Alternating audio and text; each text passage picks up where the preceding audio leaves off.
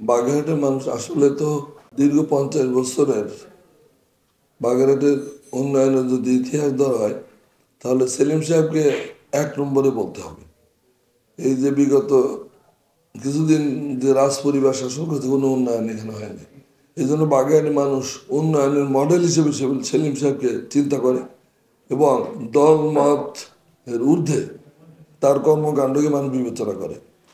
এবং আমরা মনে করি তার এই আগমন উপলক্ষে সারা বাগেরহাটে মানে দল মত নির্বিশেষে আওয়ামী লীগের কিছু লোক বাদে প্রায় ম্যাক্সিমাম লোকজন অপেক্ষা আছে উনি কখন আসবে এবং বাগেরহাটে উন্নয়নের জন্য ওনাকে দরকার। এটা আমার কথা না, এটা আপনারা পাবলিকের কাছে যদি শোনেন বাগেরহাটের মানুষ এখনই সরসর জব জব সারা জায়গায় একটা কলরা উঠে গেছে।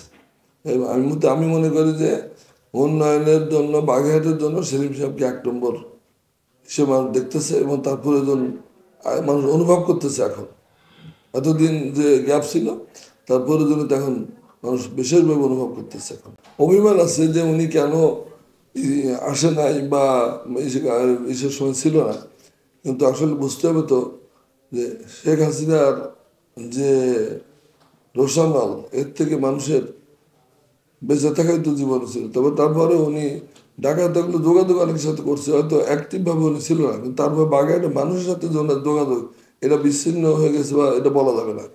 আমরা চাচ্ছি যে সেলিম সাহেব এখানে আসবে, বাগেরহাটের মানুষের ডিমান্ড যে উনি বাগেরহাটের মানুষকে নিয়ে আবার উন্নয়ন শুরু করবে। তাতে কিভাবে করবে এটা জাতীয়ভাবে জাতীয় নেতৃবৃন্দ বিএনপি যারা তারা চিন্তা করবে।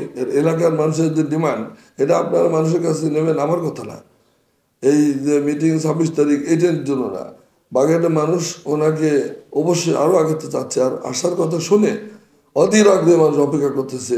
তার কোনো উন্নয়নের জন্য সেলিম সাহেবের কোনো বিকল্প নাই বাগেরহাট। বাগেরহাট শহরের যে মানুষের যে অবস্থা, যদি শহরের কাবারটা না করতো, মণিগঞ্জ ব্রিজ লাগানো আছে, বাগেরহাটের মানুষের তো মানে জায়গা বিক্রি করে রোজায় চলে যাওয়া লাগতো বাগেরহাট শহরে। তা এই জন্য বাগেরহাট মনে রাখছে, মানে এটা তো আপনারা দেখতে পারবেন 26 তারিখ যদি জনসভা লোকজন হয়, যদি পরিবেশ ভালো থাকে, ওয়েদার ভালো থাকে, এরা বাগেরহাটের মানুষ প্রমাণ করে দেবে। না, এটা তো নাগরিক সম্বর্ধনা, এখানে তো পাতা বিভক্তির প্রশ্ন ওঠে না, এটা নাগরিকরা দিচ্ছে। সেখানে বিএনপি জামাত জাতীয় পার্টি অন্য অন্য দলের লোকরা আছে। এখন কিছু কিছু চিহ্নিত লোক আছে, তাদের ব্যক্তি স্বার্থ হয়তো নষ্ট হতে পারে, তাদেরকে তো তারা তাদের ব্যক্তিগত কোনো ক্ষোভ থাকতে পারে, কিন্তু বাগেরহাটের জনগণের তো কোনো ই নেই। আর আমি তো কিছু দেখি না। আমাদের আর একটা সুখবর হয়েছে, তামরের মাঝে ওনার সাথে সৌজন্য সাক্ষাৎ করেছিলাম বাগেরহাটে কিছু লোক।